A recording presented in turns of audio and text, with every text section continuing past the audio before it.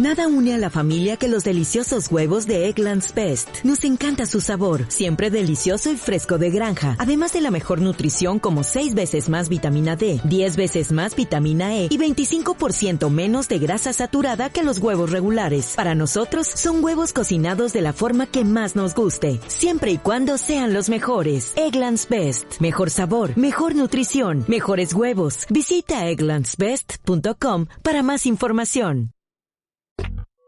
¿Con qué sueña Stephen King? ¿Qué sueños atormentan a este escritor estrella, cuyas novelas han sido fuente de inspiración para una cantidad fabulosa de películas y series de televisión? ¿Cuáles son las pesadillas de este maestro del suspense y el terror? La gente me pregunta qué me da miedo. Todo me da miedo. Quiero ser tu amigo. Quiero acercarme a ti, rodearte con mi brazo y decirte, oye, ¿quieres ver algo increíble? Es genial, ya verás, te va a encantar.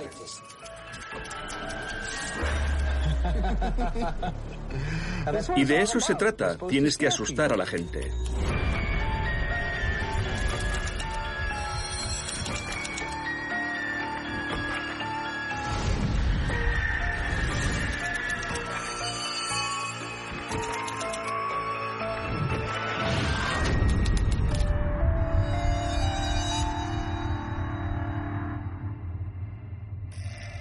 El 5 de abril de 1974, el mundo descubrió su nombre.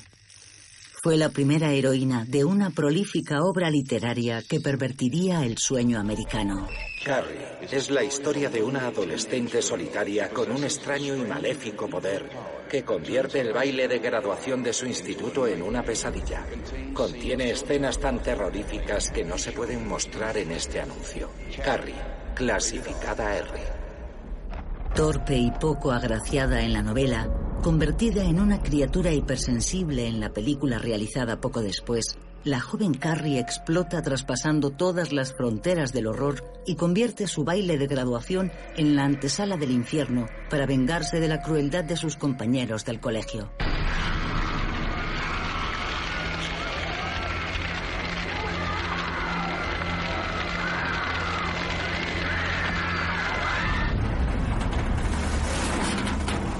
A través de la brecha abierta por Carrie se precipitará una abominable manada de monstruos. Un sabueso sediento de sangre. Un escritor fracasado perseguido por fantasmas horribles. Un coche resplandeciente cuyo carburante es la crueldad. Un payaso caníbal que acecha a los niños de los suburbios. Detrás de todo ese horror, un solo espíritu atormentado, el de Stephen King. Es sencillamente el autor que más libros vende en el mundo. ¿Le avergonzaría que se lo señalara? No, en absoluto, me parece bien. Un novelista de una productividad sobrenatural que durante más de 50 años se ha mantenido como el emperador indiscutible de los relatos de terror. He hecho todo lo que ha estado en mi mano para que os caguéis de miedo.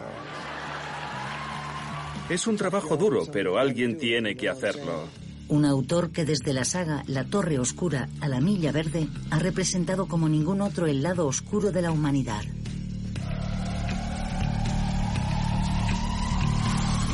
¿Por qué nos invade esta devoción por el horror, los asesinatos y los psicópatas en la literatura y en el cine hoy en día? Bueno, creo que hay una docena de razones, pero las primeras 10 son que la gente piensa que el terror es divertido. Y las otras 2, creo que la gente está asustada. Y creo que las películas de terror son siempre mucho mejor negocio cuando la gente está asustada, cuando la gente está preocupada por su vida y ve en ello no solo una manera de deshacerse de algunos temores, sino también una forma de liberar su agresividad.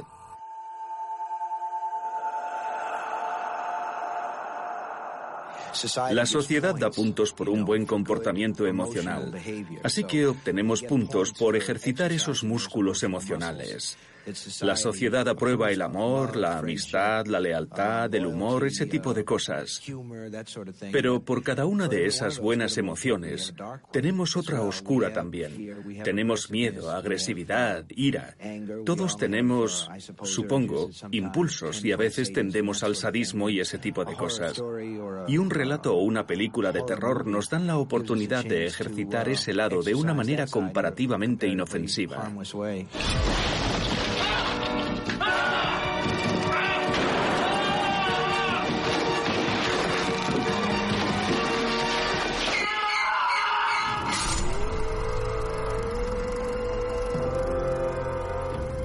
De vez en cuando la gente necesita experimentar eso. Tienes que tener un poco de locura en tu vida consciente, creo, así como en tu vida inconsciente y onírica. Otra razón por la que a la gente le gusta esto es porque se trata de un ensayo para la muerte, es una forma de prepararse. La muerte es el gran acontecimiento. Dentro de 200 años ninguno de nosotros estará aquí, todos estaremos en otro lugar. Y estamos en una posición muy incómoda.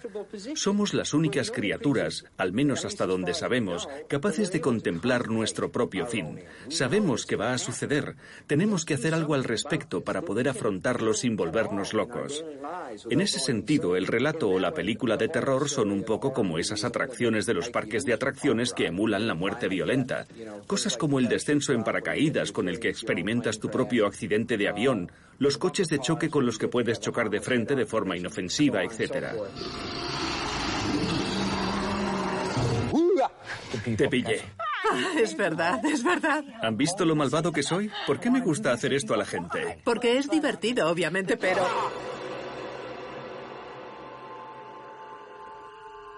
El monstruoso éxito que Stephen King cosecha desde el comienzo de su carrera, tanto en las librerías como a través de las innumerables películas adaptadas de sus novelas, demuestra un feroz apetito del público por lo macabro, incluso entre los espíritus más dóciles, lo que no deja de resultar inquietante.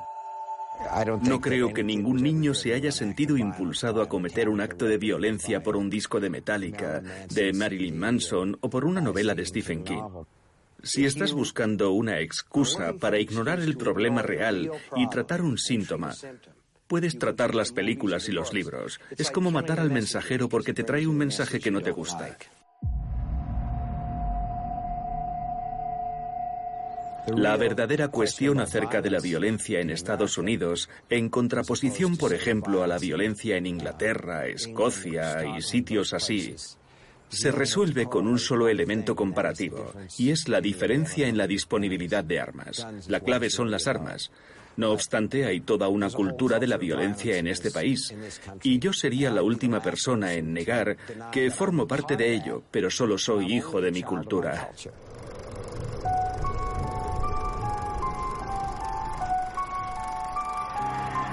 Porque Stephen King es un producto genuinamente americano, traumas incluidos. Este niño de los años 50 quedó profundamente marcado por el asesinato de John Fitzgerald Kennedy, pero también por la aparición de una violencia hasta entonces inédita en la sociedad occidental. Cuando era un niño había un tipo que podría ser el primer asesino en serie moderno, llamado Charlie Starkweather. Ese tipo de cosas no ocurría, o al menos no ocurría con mucha frecuencia. Yo tenía un álbum de recortes con un montón de recortes suyos. Mi madre encontró el álbum y creo que me dijo, ¿por qué? ¿Por qué te interesa este tipo? Había una fotografía de ese joven que había matado a aquellas personas y sus ojos reflejaban un vacío total.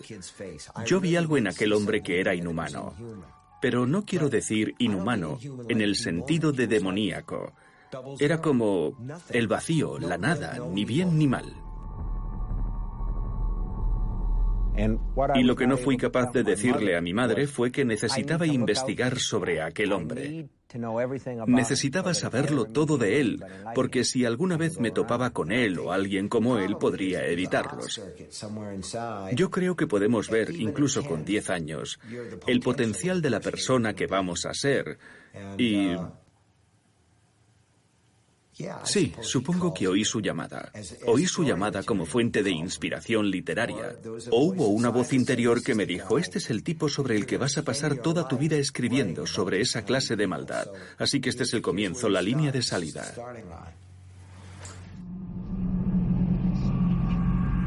Más allá del placer de dar miedo, los relatos de Stephen King son cuentos de hadas modernos que ponen en guardia a sus lectores contra los monstruos de la realidad. Esa ambición genera una de las obras más importantes de Stephen King. It, una saga que relata la lucha de un grupo de amigos contra una entidad maléfica a la que se enfrentan de niños y más tarde de adultos. Desde su primera publicación, It se impone como uno de los pilares de la obra de Stephen King y de la literatura fantástica en general. Y 30 años después, esta novela alcanza un nuevo hito, convirtiéndose en la película de terror más taquillera de la historia, en una ambiciosa adaptación que tiene como protagonista al monstruoso payaso Pennywise. Hiya, Georgie. What a nice boat.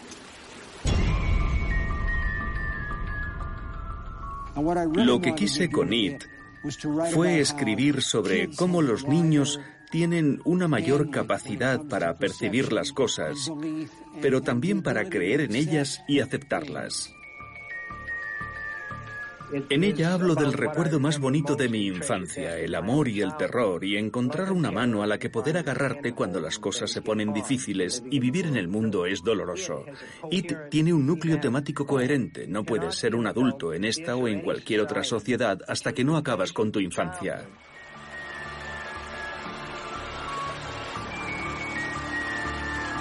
Come on back, it says.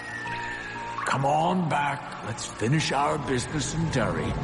Bring your jacks and your marbles and your yo-yos. We'll play. Come on back and we'll see if you remember the simplest thing of all. How it is to be children, secure in belief and thus afraid of the dark.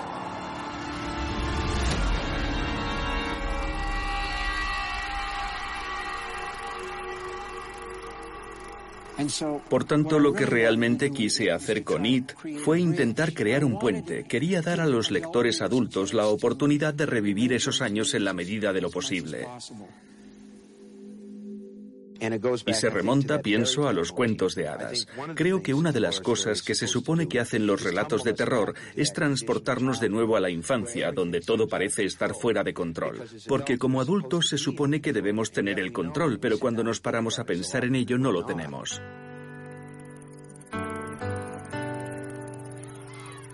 Los cuentos de hadas terroríficos de Stephen King reservan un lugar especial a los personajes infantiles. King escribirá: las historias de terror son también una reafirmación de la imaginación. En ese sentido, el trabajo del escritor de fantasía consiste en transportarnos de nuevo a la infancia durante un tiempo.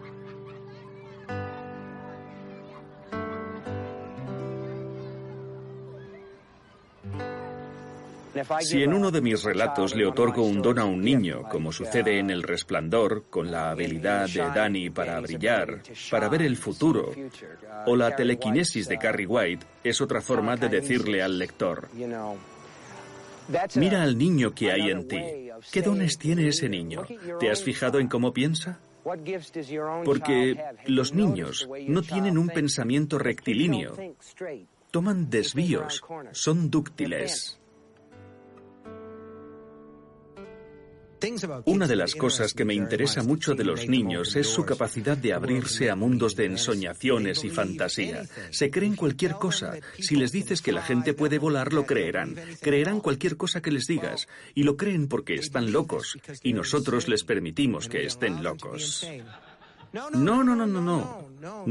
Los niños hablan con gente que no existe hasta que la enfermedad de la racionalidad se instala en ellos.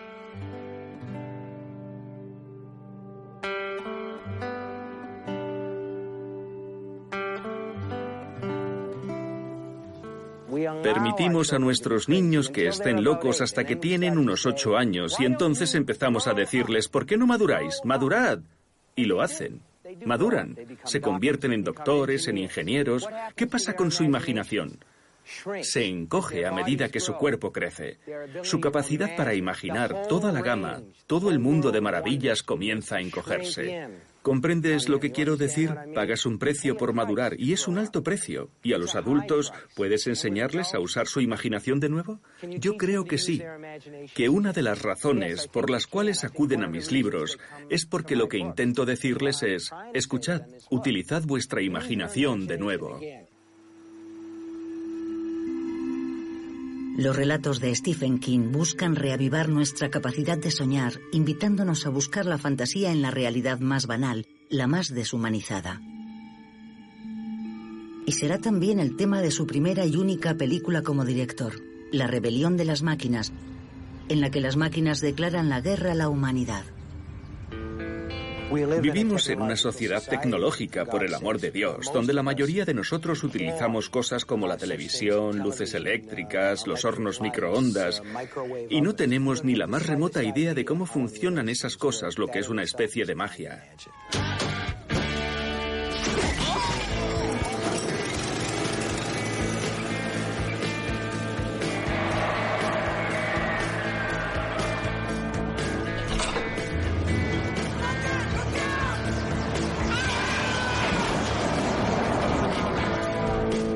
Yo tengo miedo de los camiones, de los coches. La rebelión de las máquinas trata de camiones. Christine trata de un coche que se conduce solo, porque cuando era un niño me parecían enormes y yo era tan pequeño.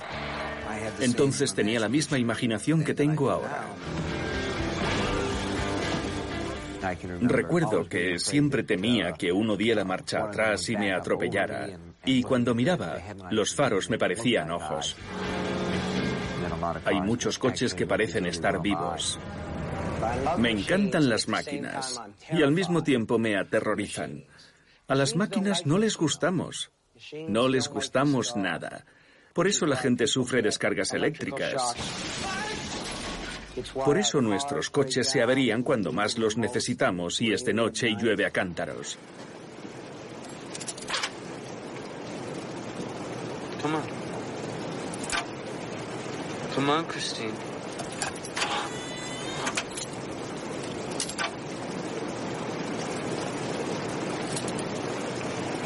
Come on, baby, please. It's all right. Everything is the same.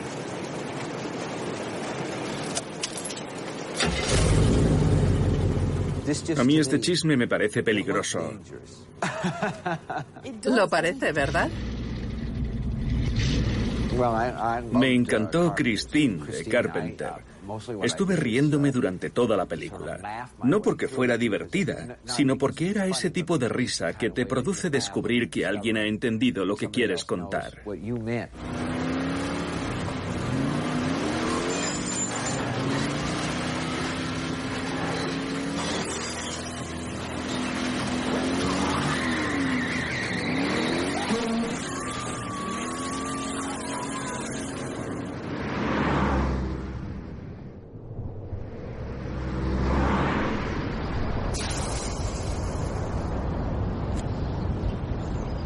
Y al igual que cuando hace descarrilar un tren, Stephen King utiliza la fantasía para distorsionar su realidad y la de sus lectores. La gente dice que debes escribir sobre lo que conoces, pero lo que yo conocía era aburrido. Crecí en una pequeña ciudad, no había agua corriente, fui a un colegio con una sola clase que compartían los diferentes cursos. Aquí fue donde crecí, aquí, esta es nuestra casa. Todo el barrio ha cambiado mucho, pero esa era mi habitación. Escribí 2 libros que terminaron publicándose en esa habitación. Nuestro padre nos abandonó cuando yo tenía 2 años. Según mi madre, una noche le dijo que salía por un paquete de cigarrillos y nunca regresó. Encontramos cajas con sus cosas. Contienen libros y papeles. Era navegante en la marina mercante. Y encontramos cajas con sus libros y papeles en el desván de mi tía. Para entonces yo ya había empezado a publicar relatos extraños. y encontré una caja entera de libros de bolsillo sobre monstruos y demonios y el hombre del saco. Así que parece que teníamos intereses comunes.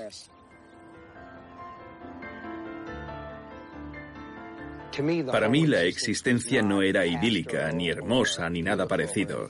Era simplemente aburrida. Yo quería salir al espacio exterior, luchar contra monstruos en los pantanos de la Amazonia, así que escribía sobre esas cosas. Y más tarde encontré una manera de fusionar esos dos intereses. Mi interés en lo extraño y misterioso y en el mundo moderno.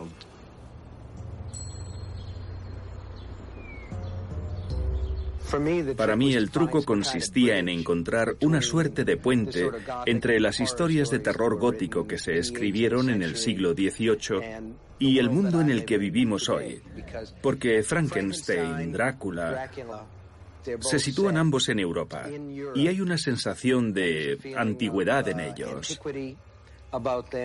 Hay castillos, hay páramos, y yo no vivo en ese mundo.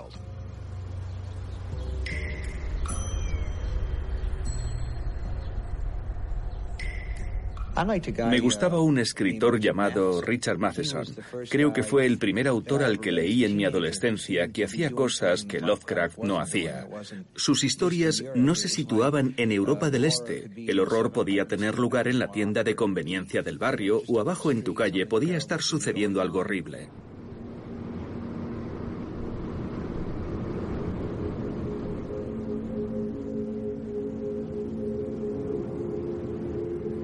Para mí, cuando era un niño, aquello fue una revelación, algo súper excitante. Situaba el horror en lugares que me eran familiares.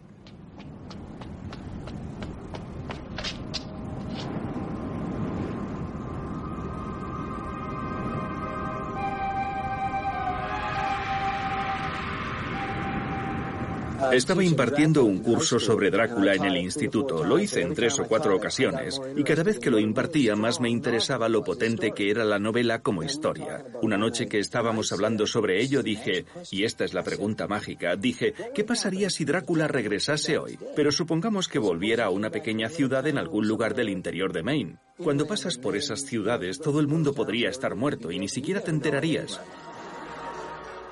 Y escribí una novela titulada El misterio de Salem Slot, en la que un vampiro europeo llega a una pequeña ciudad de Maine, Jerusalem Slot, se instala allí y abre una tienda de antigüedades, y convierte a todos los habitantes de esa pequeña ciudad, propietarios de hostales, barberos y policías provincianos, en vampiros. Es un municipio extenso y placentero, al que sus antiguos habitantes llamaban el Solar, y donde jamás sucedía nada demasiado notable. Pero hace poco más de un año, algo fuera de lo común empezó a suceder en Jerusalem Slot. La gente comenzó a desaparecer.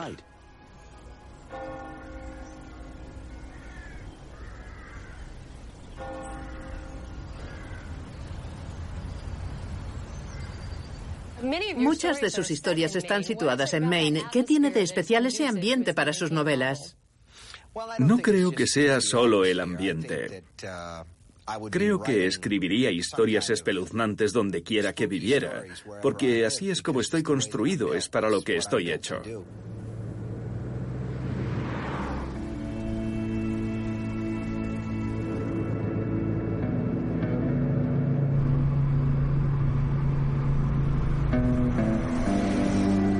Más allá de su inventiva desbordante, Stephen King permanece anclado a la idea de escribir sobre y para los habitantes de su estado natal, donde reside todavía en una vieja casa burguesa restaurada a su estilo.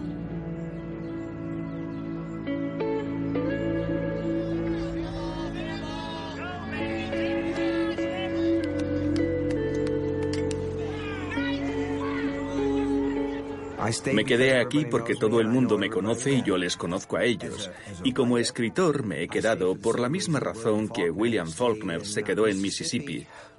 Porque hay muy pocos lugares en el mundo que son tuyos, que realmente conoces y sobre los que puedes escribir.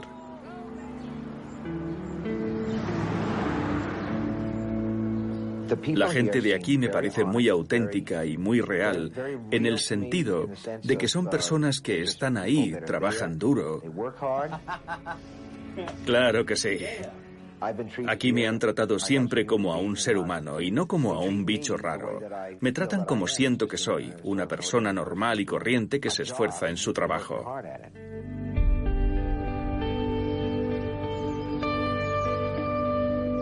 Profundamente anclada en una América rural, a menudo pobre, la obra de Stephen King es considerada una literatura fácil, accesible a la mayoría, un estilo popular que la crítica literaria percibe desde hace tiempo como vulgar y de un nivel inferior.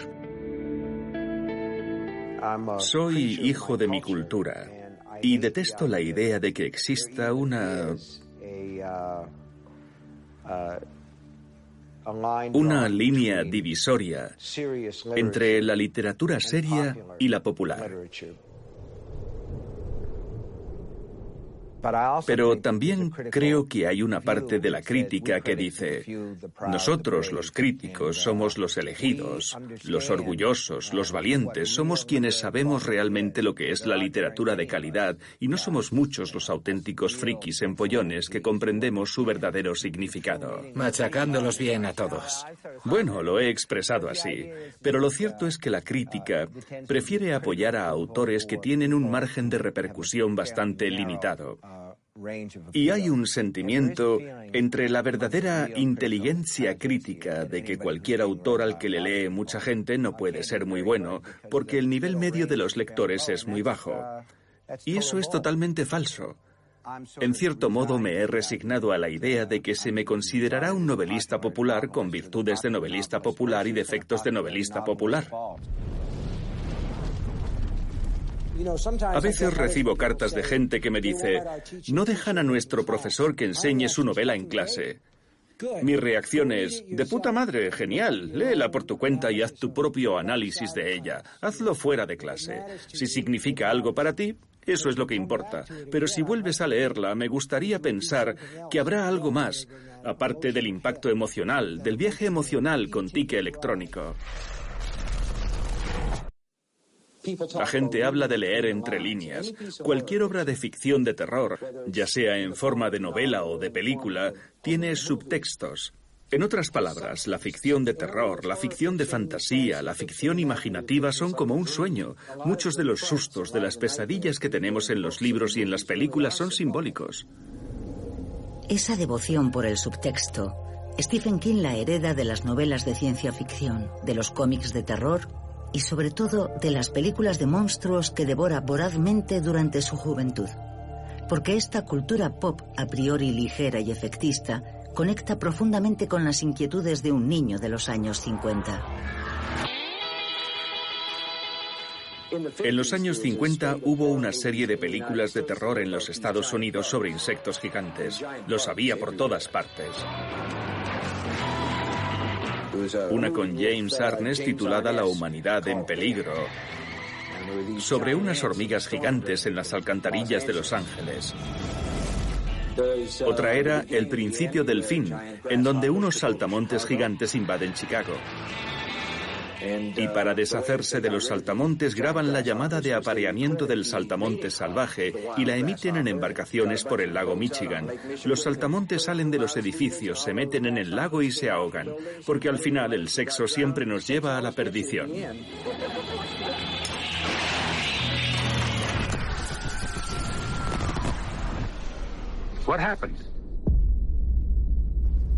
La causa en todas aquellas películas era siempre la misma. Siempre era lo mismo. La radiación. La película empezaba con imágenes de noticias sobre la explosión de bombas. Y una y otra vez aquellos bichos enormes caían sobre las ciudades y las aplastaban, en una representación simbólica bastante clara de lo que un arma nuclear haría a una ciudad real. Cuidado con la niebla. Es radiactiva, está llena de veneno y se desplaza muy rápido. El viejo científico, al final de La humanidad en peligro, dice: hemos abierto una puerta que nunca podremos cerrar. Y detrás de esa puerta hay una luz blanca.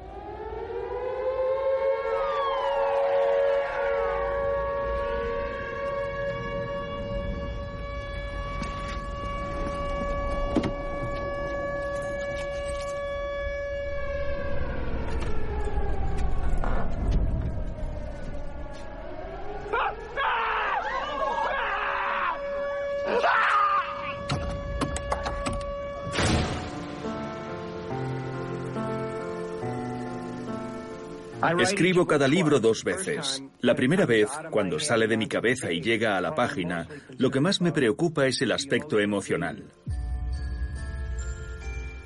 Pero en un libro puede haber más. Eso fue lo que me ocurrió mientras escribía Carrie, cuando me di cuenta de que el libro, además de ser una historia sobre una niña triste con poderes psicoquinéticos, era una historia sobre la sangre y lo que la sangre significa para nosotros. La sustancia real que proporciona profundas conexiones metafóricas con cosas como la religión, lavados con la sangre del cordero, con la edad adulta que en las mujeres está simbolizada en parte por su primera menstruación. La sangre también simboliza poderosas conexiones familiares que a veces detestamos y no podemos abandonar.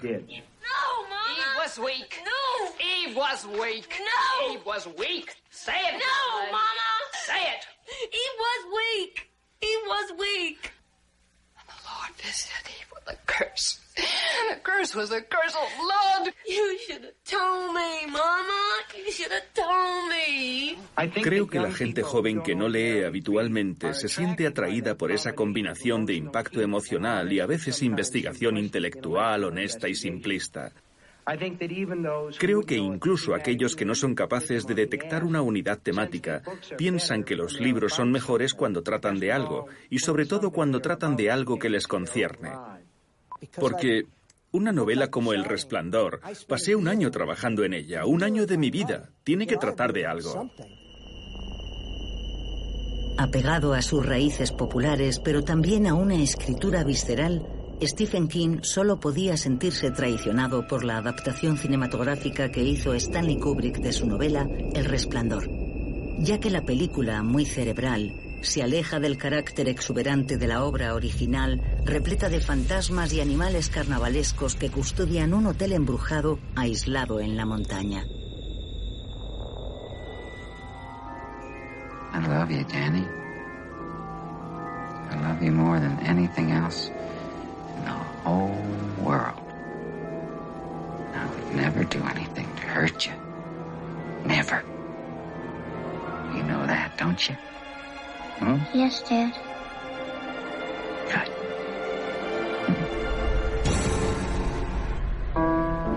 Stanley Kubrick era el tipo más frío del universo. Y yo soy un tipo cálido, pegajoso y sentimental. La diferencia entre la versión de El Resplandor de Kubrick y la mía es que la mía acaba con el hotel en llamas y la suya con el hotel congelándose.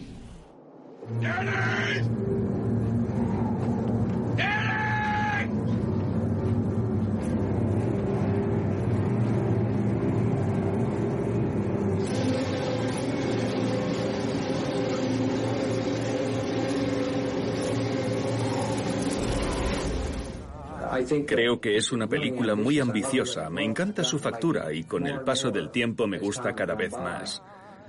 Pero tengo días en los que pienso que le di a Kubrick una granada activada y él se tiró encima de ella.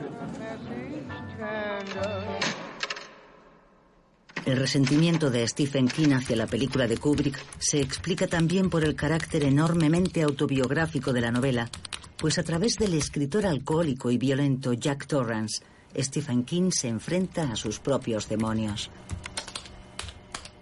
Un día llegué a casa y Joe, mi primogénito, que entonces tenía 3 o 4 años, había llenado de caricaturas y dibujos un manuscrito en el que estaba trabajando.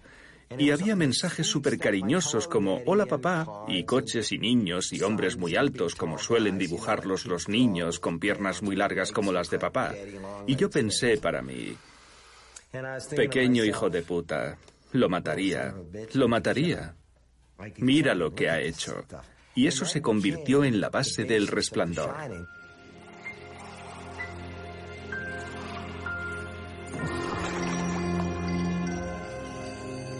Usted debe saberlo todo, doctor, dijo Jack. Poco después del nacimiento de Danny yo caí en el alcoholismo. Durante toda mi época de universitario tuve un problema con la bebida que empeoró bastante después del nacimiento de Dani, en la época en que escribir se me hacía muy difícil. Cuando Dani tenía 3 años y medio me derramó una lata de cerveza sobre los papeles con los que estaba trabajando, o con los que estaba perdiendo el tiempo en todo caso, y bueno, a la mierda.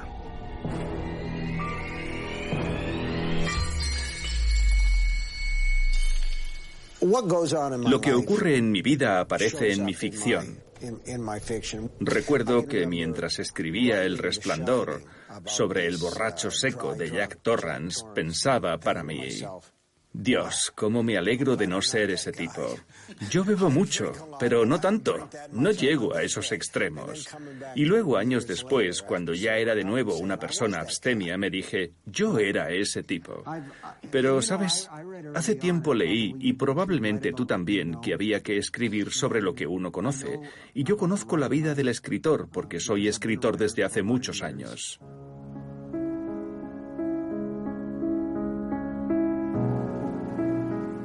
El hecho de escribir no me parece muy interesante. Puedo escribir sobre ellos sucintamente, pero la verdadera historia debe estar en otra parte. It'll be a book in my honor for saving your life and nursing you back to health. Oh, Paul, you're gonna make me the envy of the whole world. You just expect me to whip something off, is that it? I expect nothing less than your masterpiece. En cuanto a Misery, que trata de un escritor que es secuestrado por su fan número 1, el verdadero interés reside en la relación, la dinámica entre la persona cuerda, que resulta ser el escritor, y la enloquecida fan.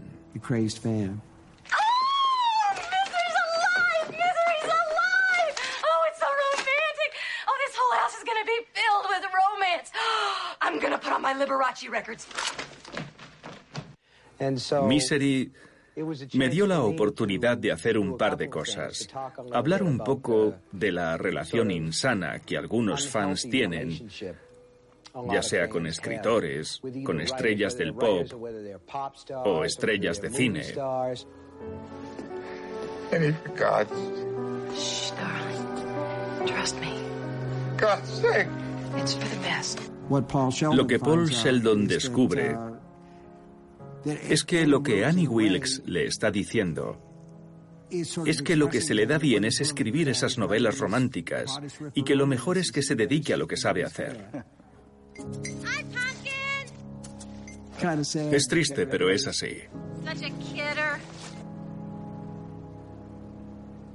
Escribes libros para averiguar cuáles son tus sentimientos sobre las cosas, ¿no crees que es así? Sí, y si terminas sabiendo lo mismo que sabías al principio, será una mala novela, creo. Sí, es cierto. Tienes que saber más, un poco más que cuando empezaste. Tienes que tener una visión diferente del asunto. Y una de las cuestiones es que si dedicas todo ese tiempo a escribir un libro, deberías ser capaz de sacar en limpio algo más importante que un salario. Hay, por tanto, una faceta introspectiva en las novelas de Stephen King que se interroga con frecuencia sobre su condición de escritor de thrillers y de novelas de terror, como en La mitad oscura, adaptada al cine por un viejo cómplice del novelista, el director de La noche de los muertos vivientes, George Romero. It's time to start a new book. Oh, I don't think so. I'm finished with you. George Stark is dead. I'm not dead, Hoss. Not hardly. I'm just getting started. Trata de un escritor de literatura seria, Tad Beaumont, que tiene un alter ego que escribe novelas policíacas con el seudónimo George Stark, y cuando intenta deshacerse de Stark, de su seudónimo, este cobra vida y empieza a acosar a la gente para que Tad vuelva a escribir sobre él. Yo quería escribir sobre las diferentes personas que somos. Siempre me he preguntado quién soy cuando escribo, porque cuando escribo no estoy en la habitación conmigo mismo. He has to do that. It's essential. The writer has to let that inner being out of the lockup. He has to let it have a voice in his work, otherwise the work itself will be inhibited, timid, without passion. It'll be a pack of lies. La única vez que pensé que había ido demasiado lejos fue cuando escribí una novela titulada Cementerio de Animales, que se acercaba mucho a la realidad. El pueblo, Ludlow, es un pueblo real donde estuve enseñando literatura creativa. Un día mi hijo, que ahora es escritor por méritos propios y entonces era muy pequeño, salió corriendo hacia la carretera y yo fui corriendo tras él.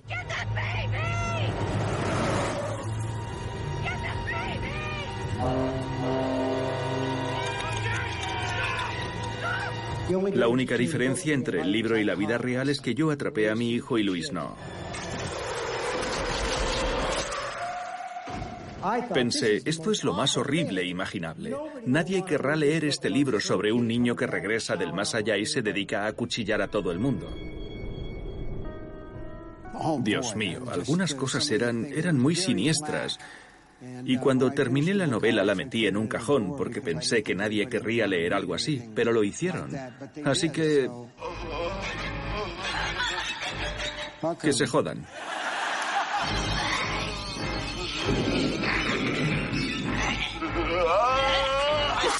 Cuando me siento delante de la máquina de escribir me convierto en un ser amoral. Pero pienso que mi responsabilidad como artista es solo contar la verdad. Puede que haya contado algunas tonterías sobre fantasmas, goblins, vampiros y muertos vivientes, pero me gusta pensar que he contado la verdad sobre el ser humano lo mejor que he podido. Y también me gusta pensar que es sobre los seres humanos de lo que tratan principalmente mis libros. Y si esa verdad implica un comportamiento violento como resultado de una situación, debo contar esa verdad. De lo contrario, mentiría y me convertiría en un ser inmoral. You don't have much faith in humanity, do you? None whatsoever. I can't accept that. People are basically good, decent. Oh my God, David, we're a civilized society. Sure, as long as the machines are working and you can dial 911, but you take those things away, you throw people in the dark, you scare the shit out of them. No more rules. You'll see how primitive they get. You scare people badly enough, you can get them to do anything. Si Stephen King anima a esos monstruos a llevar al ser humano a sus límites, es para poder mostrar mejor las disfunciones de nuestra sociedad con una ferocidad a menudo regocijante. He tenido la oportunidad de hacer cosas bastante subversivas. En La danza de la muerte tuve la oportunidad de escribir sobre lo que ocurre cuando finalmente nos damos cuenta de que nuestra tecnología ha superado a nuestra moralidad. En La zona muerta pude hablar sobre la alienación del prodigio. La persona que sabe algo puede hacer algo diferente al resto. En La tienda pude hablar sobre la codicia en los años 80 y lo divertida que es cuando reflexionas sobre ella, y lo hilarante que fue ser americano durante los 8 años de la administración Reagan. Fue la monda vivir aquello. Shithead! I sell quality pre-owned yachts, you miserable fucking scumbag! Shut up! Shut up! You know, guys, I moved here and I thought, great, I'm out of the big city and I'm finally in a place where everybody isn't going to be crawling up everybody's asshole every day. A place where maybe my biggest nightmare was going to be getting some goddamn cat out of a tree. But forget that! Everybody is insane everywhere! No diré que somos una sociedad perezosa y con sobrepeso. Una generación que se alimenta de comida rápida, conduce todoterreno, se atiborra de soda y cerveza, ve televisión, viste ropa de la talla XL y sale a pasear y no a correr. Aunque me parece que acabo de hacerlo.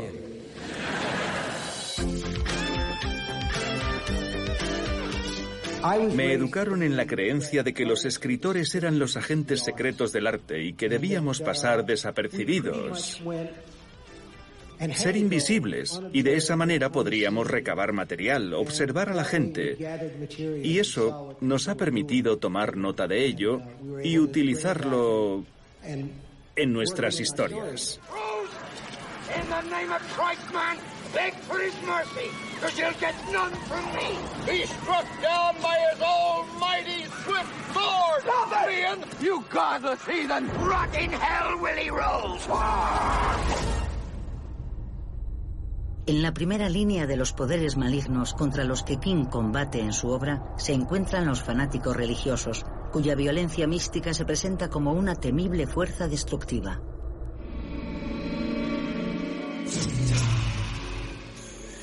Behold, A dream did come to me in the night, and the Lord did show all this to me. Praise God! Praise the Lord! Mi mujer es católica no practicante y suele citar una frase que escuchó siendo una niña cuando estudiaba en colegios parroquiales y acudía a la iglesia todos los días. Por lo visto, la actitud de la Iglesia Católica hacia los niños es: dadnos vuestros hijos y serán nuestros para siempre. Y cuando un niño es educado en ese ambiente fundamentalmente estricto, y yo lo fui, se instala en tu mente y se convierte en una parte de tu psique para siempre. Y parte del pecado, en mi opinión, es tomar las mentes dúctiles de los niños y moldearlas. Y en Los Chicos del Maíz lo que intenté presentar fue un caso extremo producto del fanatismo religioso.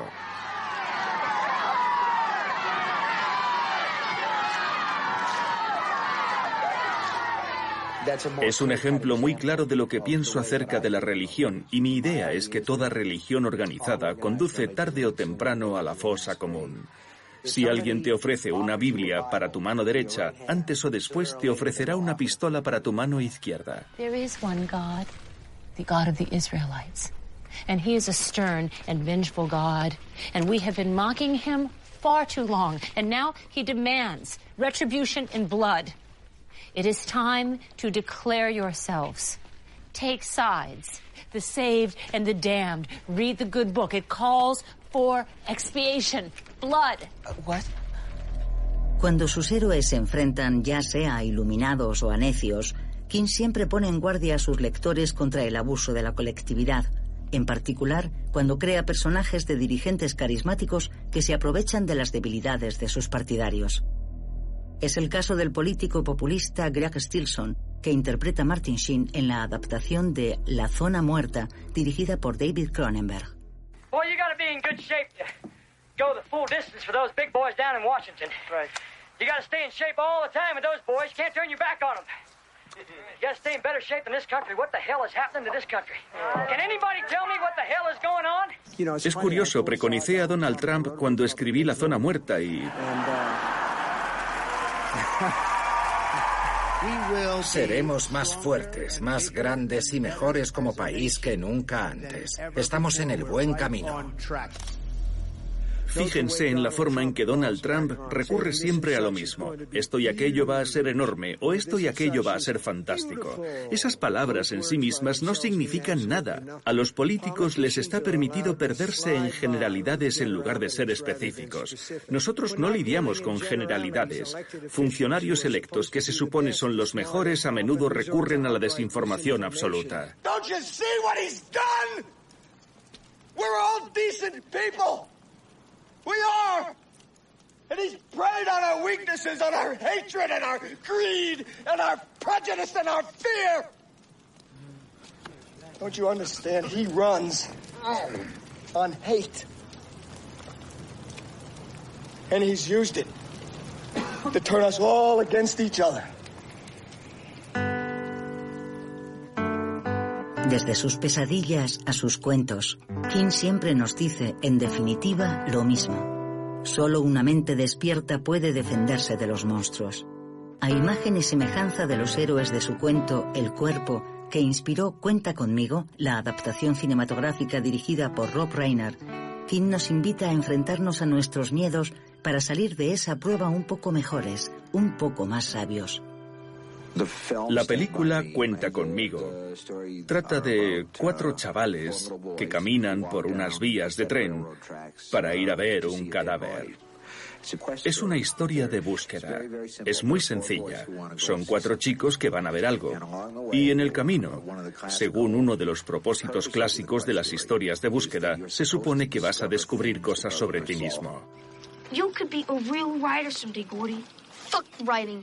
I don't want to be a writer. It's stupid. It's a stupid waste of time. That's your dad talking. Bullshit. Bull true. Vivimos en una sociedad en la que muchos creen que las bibliotecas y otras labores culturales son de menor importancia, como si aprender a pensar fuera algo que sucede de forma natural, como aprender a andar. Créanme, no es así. Aprender a pensar es el resultado de un trabajo duro y un esfuerzo constante. No creo en el llamado embrutecimiento de Estados Unidos, pero a medida que la lectura diaria disminuye, y es un hecho, el pensamiento analítico también disminuye. Mi esposa y yo tenemos una fundación y tratamos de apoyar a todas las bibliotecas que podemos, porque creo que son un recurso muy importante en nuestras comunidades y significaron mucho para ella y para mí cuando éramos jóvenes, porque no teníamos dinero ninguno de los dos y amamos los libros, y ahí es a donde vas a conseguir los libros. La habilidad para pensar con claridad y con lógica es necesaria para tomar buenas decisiones, y la capacidad de pensar con claridad crece junto con la capacidad de leer. It's like God gave you something, man. All those stories that you can make up. And he said, this is what we got for you, kid. Try not to lose it. But kids lose everything unless there's someone there to look out for them. And if your parents are too fucked up to do it, then maybe I should. Rebasados ya los 70 años de edad, Stephen King ocupa un lugar sin parangón en la literatura contemporánea. Filántropo, padre de familia afectuoso, mecenas, se ha convertido en medio siglo en uno de los grandes narradores de nuestro tiempo. Un artista local y universal al mismo tiempo, profundo y siempre accesible. Y es la fuerza de sus pesadillas lo que continúa haciéndonos creer en la posibilidad de un ideal, de un sueño. ¿Qué considera que es lo más importante de todo lo que ha hecho? Bueno, creo que he proporcionado a mucha gente cierta cantidad de placer perverso. Y creo que he sacado a mucha gente de su vida cotidiana para llevarla en trenes de fantasmas. Y la gente ha continuado haciéndolo. Y tal vez ha disfrutado con ello. No sé si hay algo más allá de eso. Nunca he proclamado que la literatura sea algo honorable. Aunque sí creo que la literatura, las historias salvan vidas, salvan literalmente vidas y hacen la vida posible y abren nuestra vida y la hacen más rica y mejor. Si me preguntas si lo que he hecho es importante, la respuesta es: para mí sí, para los demás tal vez.